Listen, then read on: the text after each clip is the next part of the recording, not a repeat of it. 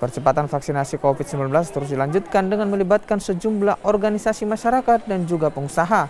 Vaksinasi COVID-19 dosis kedua kali ini menyasar remaja usia 12 hingga 17 tahun, orang lanjut usia, serta difabel. Sebanyak 1.000 dosis vaksin jenis Sinovac disiapkan. Seperti vaksinasi sebelumnya, pendaftaran peserta dilakukan secara online untuk mengurangi kerumunan dan juga antrian warga. Dari gelombang yang kelima kalau nggak salah.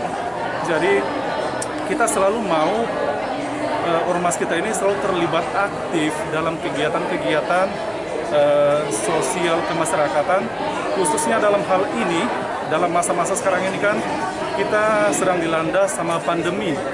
Fox Point hadir dalam memikirkan solusi-solusi, membantu pemerintah dalam mendukung program-program pemerintah.